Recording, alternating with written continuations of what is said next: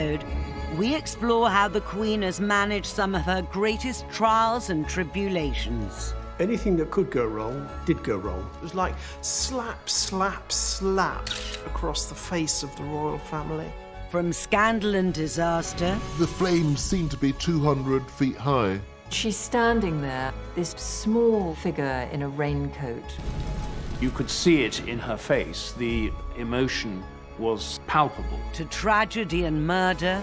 My brother and I were at the castle, and we actually heard the bomb go off. We were to smithereens. Of course, there was nothing left. And find out what it takes to be Queen when your family and the nation are tested to the limit. She is. She's getting out of the car. Nobody knew what the reaction was going to be. It was a very dangerous time for the royal family. Being Queen, being monarch. Grenfell Tower, June 2017. The worst residential fire in the UK since World War II. 72 people were killed. Dozens more were injured.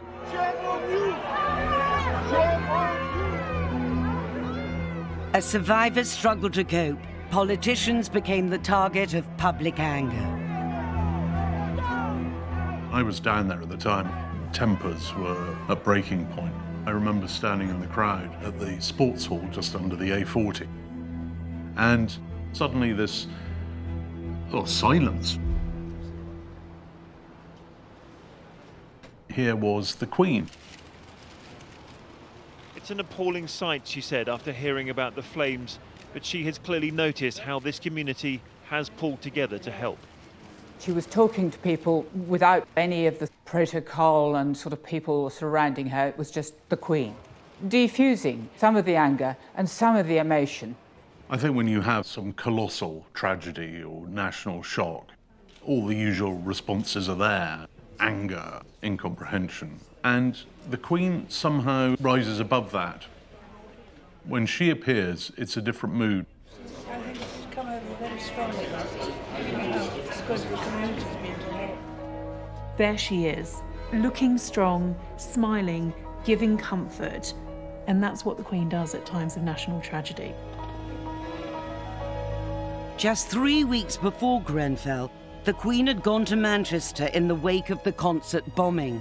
Throughout Manchester's Children's Hospital, there was a ripple of excitement when news spread this morning of the Queen's unexpected arrival here. The royal family in general, the Queen in particular, are meant to act as national conduits of feeling. So when the Queen turns up at the site of the Manchester bombings at Grenfell Tower, it is as if the whole nation is showing their sympathy, and that perhaps is their function. What the Queen called a wicked act had, she said, brought this city together. Very interesting how everybody has united, haven't they, here? It's been amazing, really. I think the thing with the Queen is that she's always herself. She's not some actress putting on a part. So she's going there because she feels it's her duty to be there. It's a hard row to tread between, on the one hand, being stoical, being brave. You had enjoyed the concert, presumably? Yeah, it was really good. Was it? And on the other, showing that they feel, and perhaps the balance has swung over the Queen's reign. I got to meet her before the concert as well. She was lovely. Really? Yeah. Perhaps at first it was more about showing courage, steadfastness. Now it's a little more about showing feeling. But the important thing is just for the Queen to be there. It's almost like, as the mother of the nation, as she is supposed to be, you just want Mummy to be there in times of national trouble. By rushing to Grenfell and Manchester immediately after those disasters, the Queen got the mood of the nation right. But 50 years earlier, her judgment was not as sure. On the 21st of October 1966, a slag heap collapsed upon the South Wales mining village of Aberfan, engulfing the local primary school. The school lay in the direct path of the disintegrating man-made mountain. 144 people were killed, 116 of them children. Their children were buried in that mud. Mud almost filled the classrooms. With shovels, if necessary, with bare hands, they pitted themselves against the uncounted tons of slimy filth. Aberfan was one of the first great national disasters that the Queen had to handle. She issued a statement expressing her condolences, but rather than going straight to the scene, she waited and sent Prince Philip instead. The reason that she gave for this delay was that she thought that if she was there, she would attract attention when people should be dealing with their grief, and that's what she wanted to avoid. She said that she was terrified that all the fuss that would accompany her visit might mean, God forbid, that some child was missed in the wreckage. But it was misunderstood. A lot of people were incredibly critical. The monarchy doesn't care, etc. It was a huge national tragedy, and still the Queen did not show up. But now, Daily Mail journalist Robert Hardman believes there was another little-known reason the Queen didn't rush to the scene. What everyone I've spoken to about it says is that the Queen was really worried that she would let the side down. She didn't want to go there and make things worse for these families. She was a young mother. Prince Edward was a baby, and she knew she was going to be as overwhelmed as everybody else was. And the last thing people want is a sobbing Queen crying on their shoulder. The tragedy of Aberfan presented a dilemma for the Queen as leader of the nation. How much of yourself do you show when you are confronted with death, with trauma, with a disaster? Of course, you don't want to be seen as apathetic, but also we don't want to see the Queen collapse, unable to cope, overcome with emotion at times when we are looking to her to keep the nation together. Finally, 8 days after the tragedy and under mounting criticism, the Queen made the journey to Aberfan to pay her respects. When eventually she did go at the end of the week, you could see she was genuinely moved by the tragedy of it. When she actually arrived, she spoke with families. There was one woman who'd lost 7 members of her family, and the Queen just sat with her, quietly, saying nothing for half an hour. That was the Queen showing her humanity. The occasions when you see the Queen display her grief, those occasions are very few and far between. But you really do see that emotion in her face.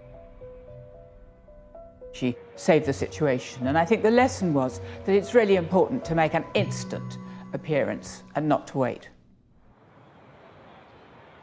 The Queen learned from her mistake at Aberfan. Over the past 50 years, she's worked hard to make up for it, returning to the village 4 times to meet bereaved families. I think if you ask anyone who's worked with the Queen a long time to name her regrets, one that usually pops up is Aberfan. The Queen said that she has to be seen to be believed. It's one of her favourite mottos. But she has also to be seen to feel, to care.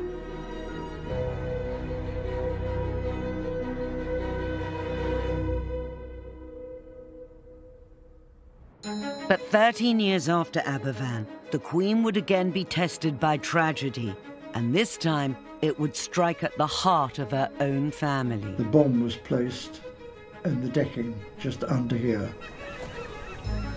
We saw the police rush back. There was utter mayhem.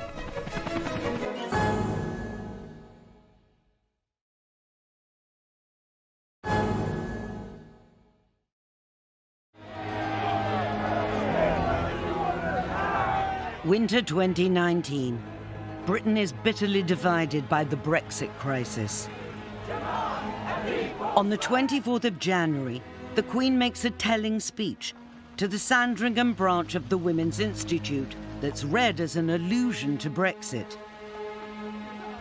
She talks of the importance of respecting the other person's point of view, seeking out common ground, and never losing sight of the bigger picture. This is the stuff of what being a sovereign is, uniting rather than dividing. It'd be very interesting to know what the Queen thought about Brexit. But she has transcended all that. The monarchy should be a unifying factor. People up and down the country admire her. Even Republicans admire her. They may dislike the principle, but they cannot fault the woman. She is all things to all man, and that really works. In a divided country, it often falls to the monarch to lead the work of reconciliation.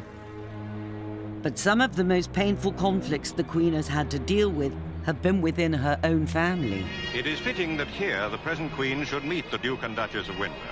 He is her uncle, and when he gave up the throne, Princess Elizabeth was a girl only 10 years old. In 1972, the Queen would attempt to make peace with the man who nearly brought down the monarchy. The vendetta had been incredibly long-lived, bitter, horrible, and the Queen Mother had been utterly unforgiving. The Queen's mission would coincide with a state visit to France as Britain prepared to join the EEC the following year. In the National Archives at Kew, royal biographer Robert Hardman has uncovered some remarkable documents revealing the planning of the trip. Here is this very, very important state visit.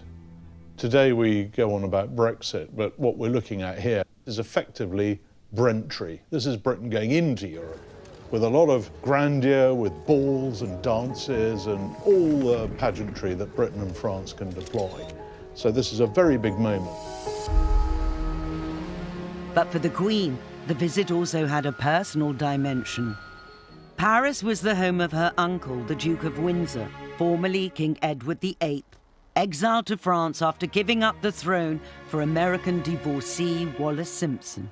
This was the man who had abdicated in 1936, and the abdication had really shaken the monarchy. It was a dereliction of duty. It was the worst thing for the monarchy in the 20th century. And it had defined and shadowed the reign of the Queen. As the Queen prepared for the state visit, her uncle was dying of throat cancer. Here we have a letter from the palace to the British ambassador in Paris saying, please make sure there is time in the Queen's schedule for her to visit her uncle, the Duke of Windsor. On the assumption that His Royal Highness and the Duchess are going to be in Paris during the visit, the Queen would like to pay them a private visit. The Duke of Windsor's very, very unwell. The Queen fully understands this may be the last chance she gets to see him alive. The Queen realized that for the sake of unity, to heal this terrible internecine family rift, that she should make a gesture to the Duke of Windsor at the very end of his life. But for the organisers of the state visit, the Queen's meeting with her uncle was fraught with danger. The embassy and at the Elysee Palace and at number 10, what they're really worried about is what happens if he dies either during or just before the visit. And this causes terrible diplomatic seizures. What we have here is a memo to the Prime Minister explaining all the various options. The reports of the Duke's health are becoming more discouraging. The Duke himself has recently cancelled a visit to Spain. Up to what point can he die without ruining the visit? What it boils down to is he can die some weeks before the visit, he can die after the visit, just can't happen during.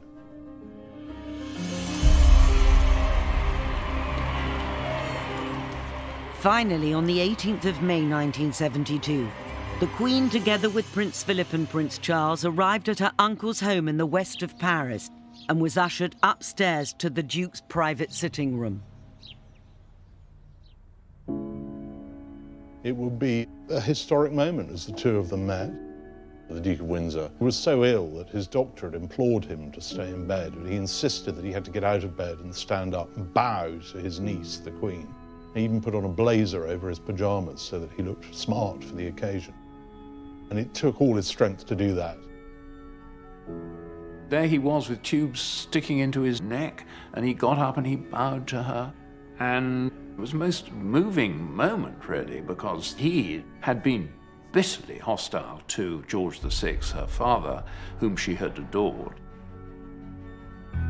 It was, by all accounts, a very emotional moment. The Queen was seen to dab her eyes as she left because she knew that was the last she was going to see of her uncle. And it took all his strength to do that. And he then went straight back to bed. And then the Queen had a chat with Wallis Simpson. And just a few days later, he was dead. I think this is a significant and rather moving moment. In a sense, his death releases the Queen from the shadow of the abdication. There was a sense of closure. This is the end of what had been a turbulent period for the monarchy. That was an example of her ability to draw the curtain over the past and to act as a reconciler, a healer. And that's the crucial thing about monarchy, that it should draw people together. And that's what she did.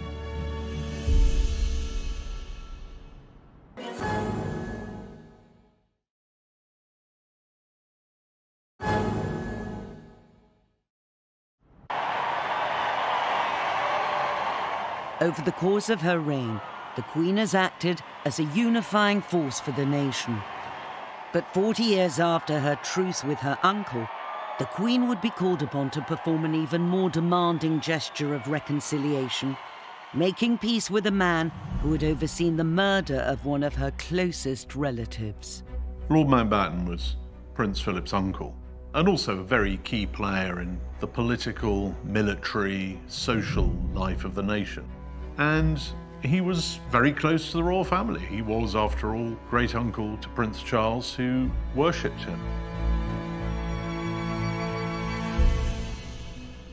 Every August, however, Mountbatten was off the royal scene, gathering with his immediate family at their summer holiday home, Classiebawn Castle in the northwest of Ireland. The whole coast was so remote, quiet. It was blissful.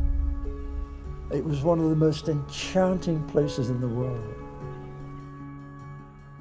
William Evans was Mountbatten's valet for 10 years and remembers his boss's love for the castle and its location. First morning of the holiday, he couldn't wait to get out to sea. Every second that we had was spent out lobster fishing. Shadow 5, my grandfather's fishing boat, was incredibly simple. There were no frills whatsoever, and he loved it. India Hicks, Lord Mountbatten's granddaughter, has spoken only rarely about the holidays she spent with her grandfather at Classiebawn. He would try and get as many grandchildren as possible to come every single day. And the excitement of when the lobster pot was pulled out of the water and you could smell it, that Irish smell and the salt water and the lobsters.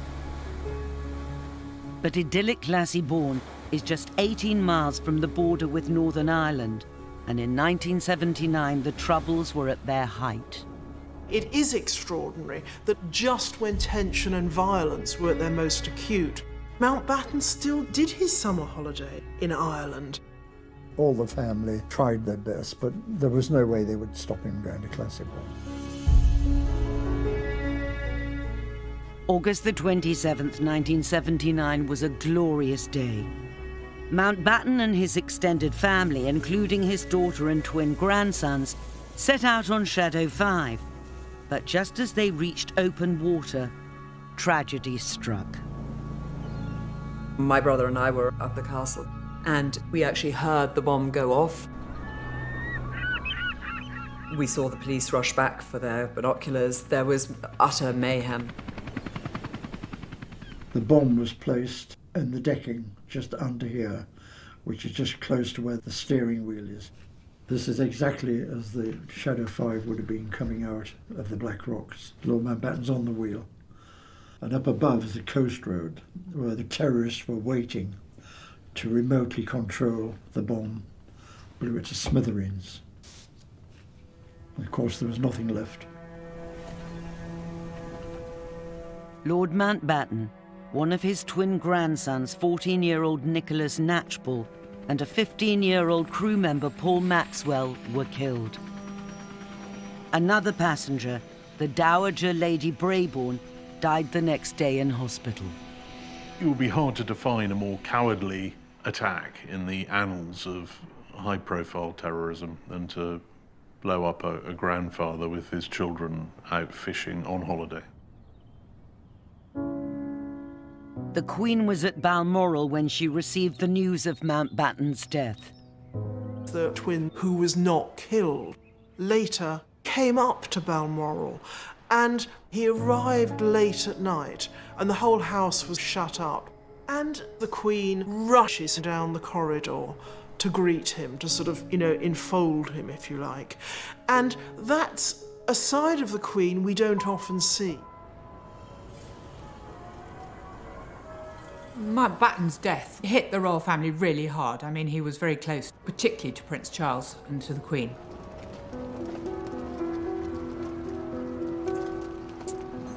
The day of my grandfather's assassination, of course, is embedded in my memory. I was lucky that I was at an age where I was able to get all of the emotion out. And so I am possibly able to look at it more in the eye than other members of my family who have never recovered. 19 years after Lord Mountbatten's assassination, the Good Friday Agreement brought the Troubles to an end. Martin McGuinness, an IRA commander at the time of Mountbatten's murder, would become Deputy First Minister of Northern Ireland. From childhood, the Queen has known that duty comes first. It trumps everything else. Whatever your personal, private feelings are, duty calls. And it may be that you're not feeling very well and you don't want to do something. Or it may mean you've got to shake hands with someone who murdered a member of your family and tried to kill you. He was second in the receiving line, and it lasted for just a moment. Extraordinary, nevertheless. The British sovereign and the former IRA commander shaking hands. She showed magnanimity and astonishing political savvy in shaking hands with Martin McGuinness, the man who was probably responsible for the death of Lord Mountbatten. 2 years later, in 2014, the Queen invited Martin McGuinness to Windsor Castle for a state dinner in honour of the President of Ireland. As head of state, she is constitutionally bound to do what the state wants her to do, and if the state wants her to bury the hatchet, then that is what she has to do. We'll never know probably how privately she felt about it.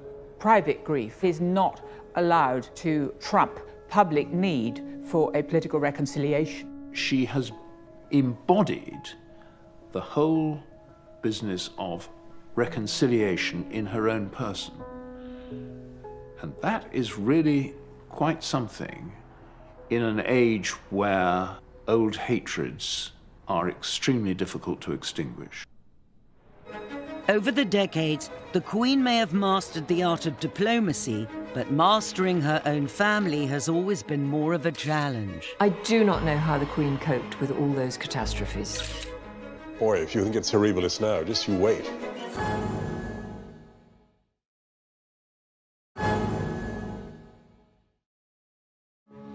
"1992 should have been a year of celebration, marking 40 years since Elizabeth became Queen.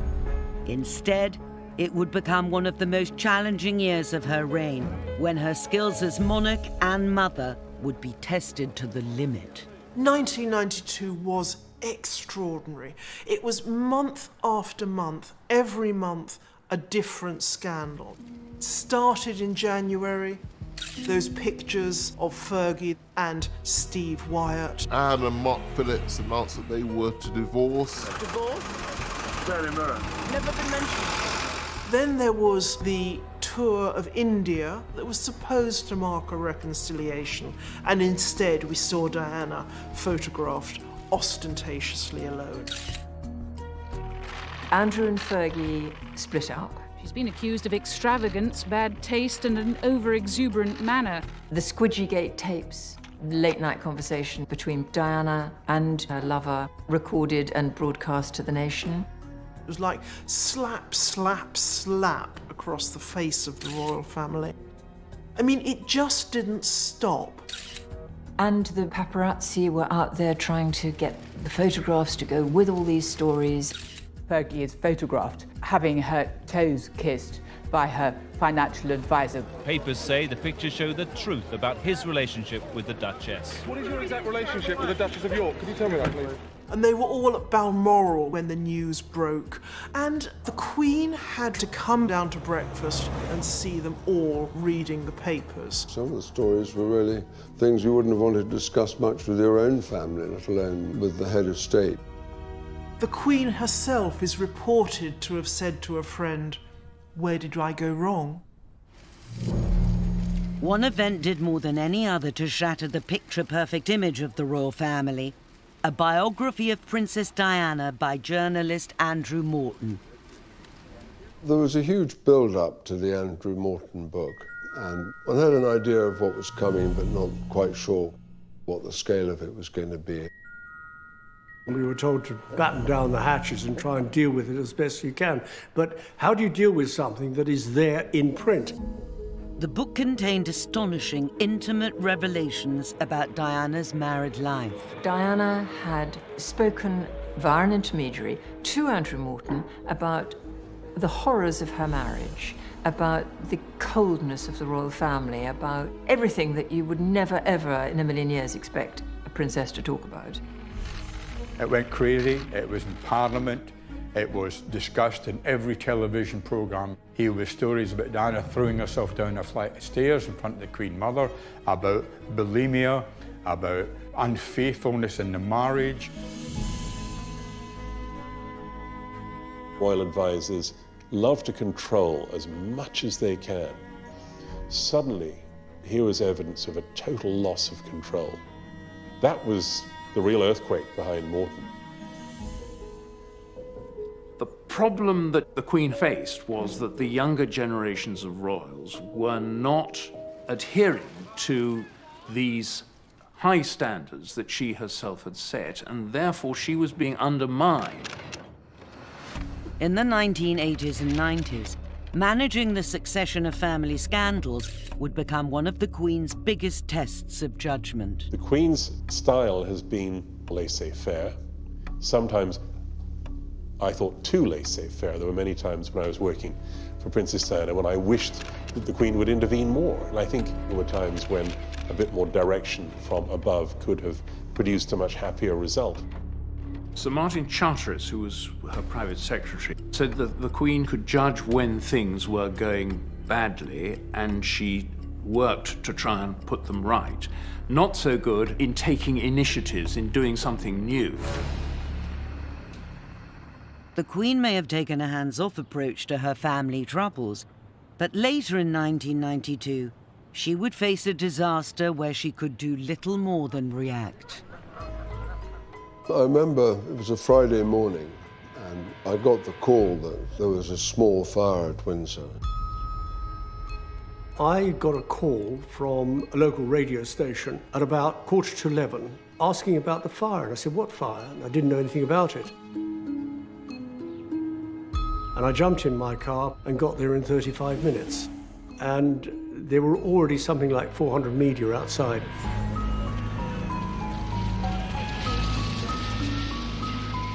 From 5 miles away you could see smoke, and you could actually see flames from about a mile away. It was horrific.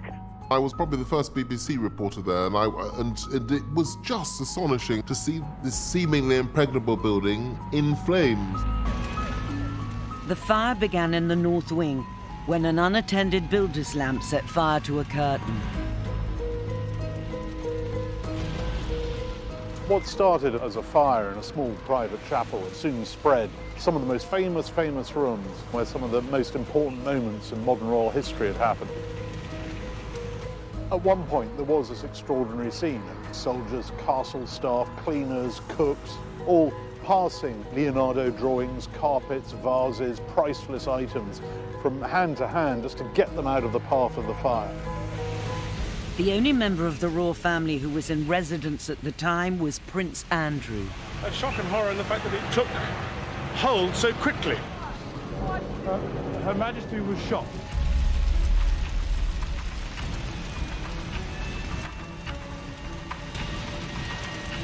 The Queen arrived to see the house which she'd grown up in, the place with so many memories, the place from which her family take their names. And there it was, going up in smoke. At one stage you thought, well, they've dampened it down, and the next thing, the Brunswick Tower right over in the northeast corner was like a chimney with flames shooting out.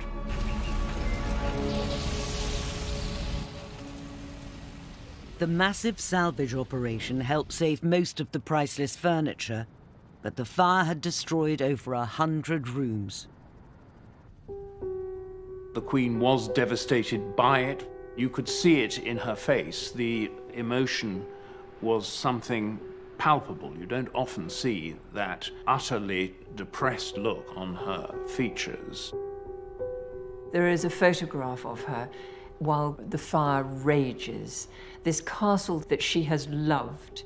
And she's standing there, this small figure in a raincoat with the hood put up over her head. What a terrible blow, personally, that must have been for the Queen. She must have felt, I'm a custodian of this place, and I failed in my duties. In the evening, I drove along the M4 on the way back to London, and the flames seemed to be 200 feet high, which you could see from a couple of miles away. And it seemed like the end of the world, the metaphorical end of the monarchy.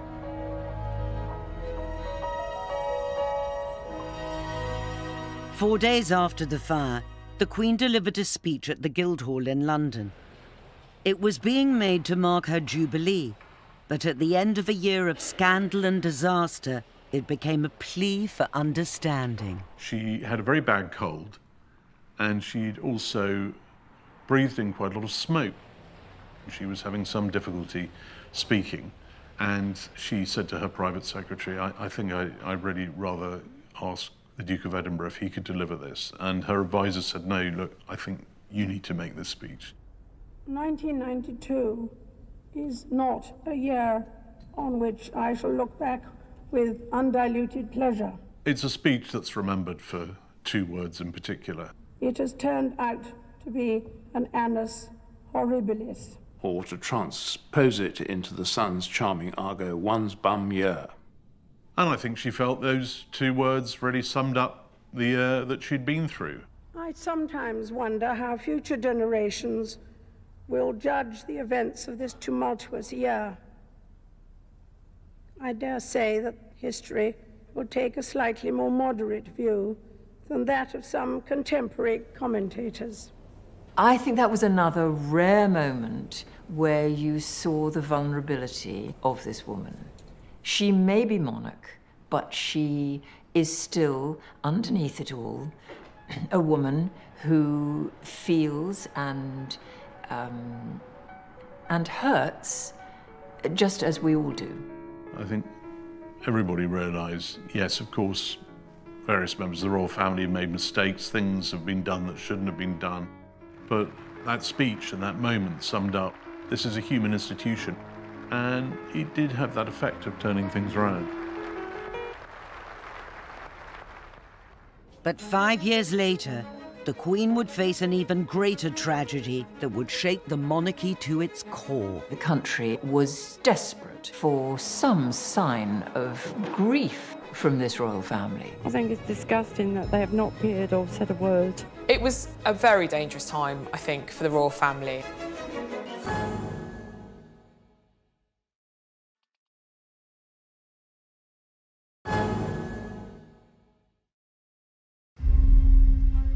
On the 31st of August 1997, the Queen was at Balmoral on her annual summer holiday when she was awoken in the early hours of the morning.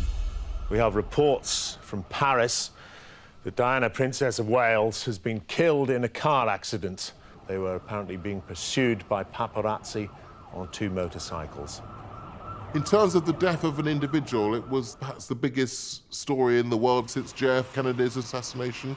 And it just was astonishing how many people seemed to be personally affected because she had been this universal, much-loved figure. Diana's death shocked the world. But rather than rush back to London to lead the nation in grief, the Queen remained at Balmoral. Well, I can remember I came up to London, and when I got to the top of the Mall, I realised that Buckingham Palace was totally shut.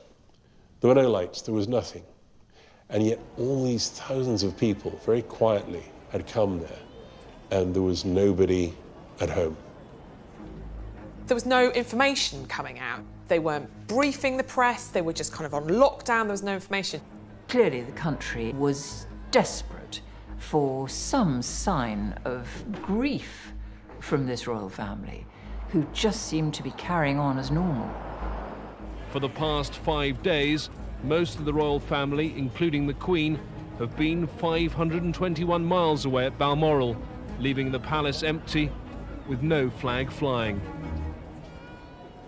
People wanted to see the Queen. Where's our Queen? Where are you, ma'am? Where's our flag? Speak to us, ma'am. Your people need you. Show us you care. Very, very, very disgraceful, I find their behaviour. Very disgraceful. What do you think, madam? I think it's disgusting that they have not appeared or said a word. I think it's a disgrace on the whole royal family. It was a very dangerous time, I think, for the royal family. It was perhaps the single clearest moment in her reign when she and her people were at odds. But since Diana's death, the real reason for the Queen's silence has become clear. That week after Diana died, the Queen, I think probably rightly, decided to stay in Balmoral to look after the boys, because the boys were her prime concern. They were very young, 12 and 15, and they'd lost their mother in the most horrifying of circumstances. I mean, the most horrendous tragedy for any family, but to have to play it out in the public gaze. She decided to keep the family very private and put her family first. In Diana's death, you saw a tragedy hit a family. They may have been royal, but they were just a family. Prince William and Prince Harry looked uncomfortable in front of the cameras, but this was their first opportunity to read for themselves the touching messages left for them by a grieving public. I think that outpouring of grief and shock took the royal family hugely by surprise. Certainly, I think the Queen was quite shocked and didn't really know how to deal with it. More than any other tragedy of the Queen's reign, the death of Diana was a conflict between her two roles. On the one hand, there's the public grief, and the Queen is expected to lead that. And on the other hand, a really terrible, traumatic tragedy for her as a private individual. And these two things meet in a way that they hadn't met before in her reign. Finally, 5 days after Diana's death, and as public anger was reaching boiling point, the Queen returned to London. There we see the Queen leaving Northolt-Now Airport on the way down from Balmoral. To me, the most significant turning point of the Queen's reign, and I was there covering it for the BBC live, was the day that she returned from Scotland. Wesley, what is the mood outside Buckingham Palace at the moment? It's extremely sombre mood and a very sombre scene. That there are literally thousands of people here.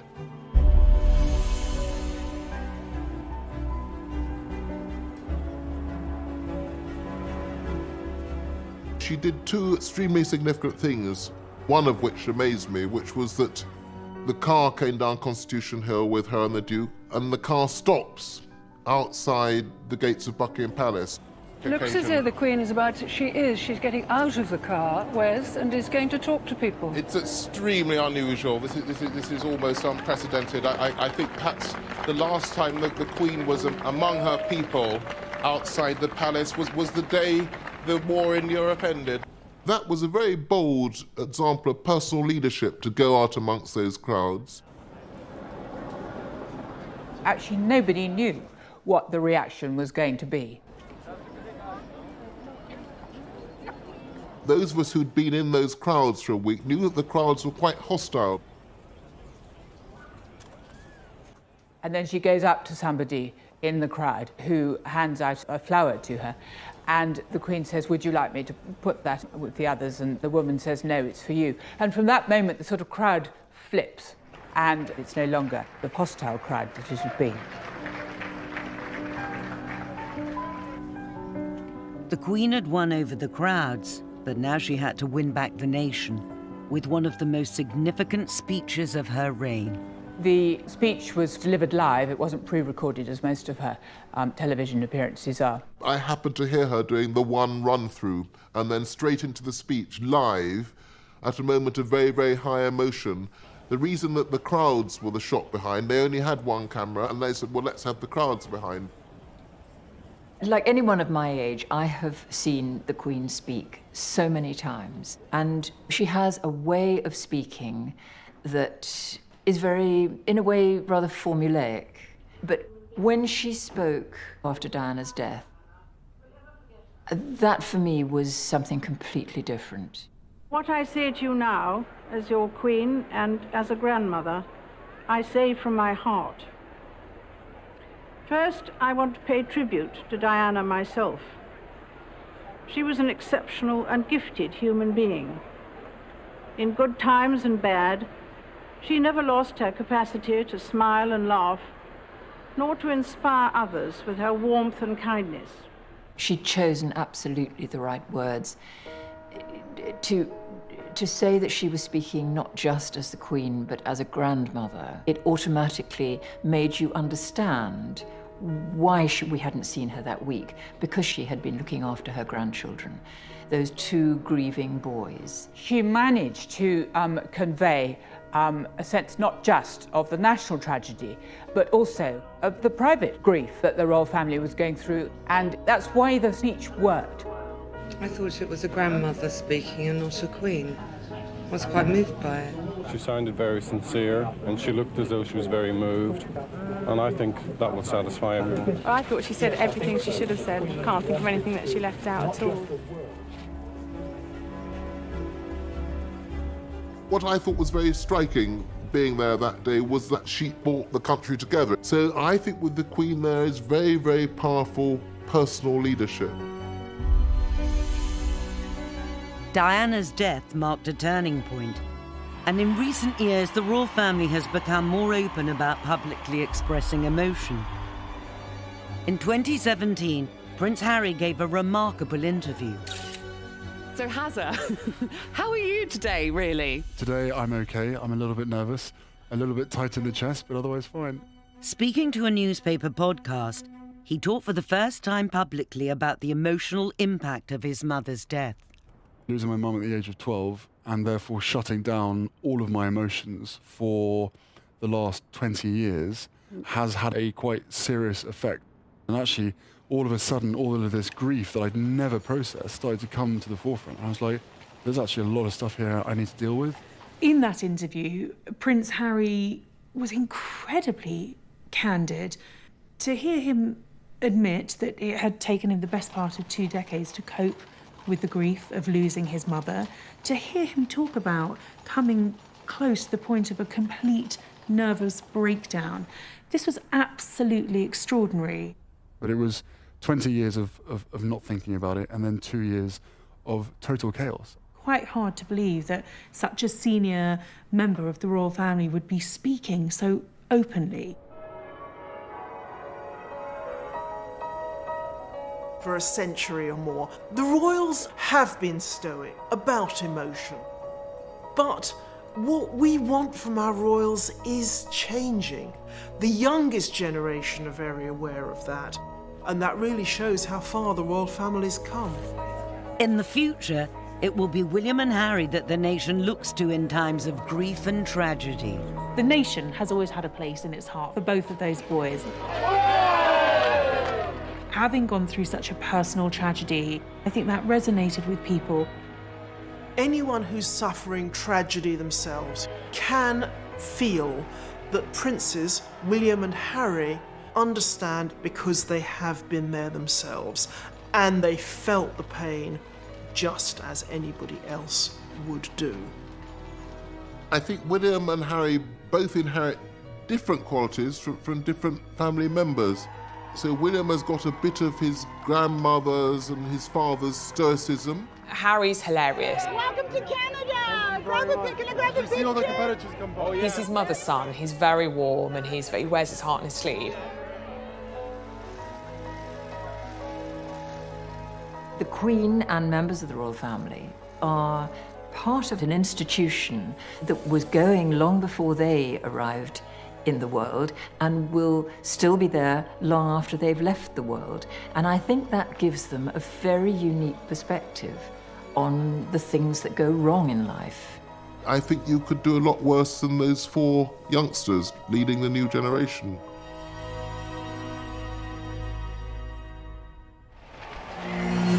Next time, we examine just what it takes to hold the very top job. She's got a great personality, very much a character. The Queen's discretion is her secret weapon. She very, very, very seldom puts her foot wrong.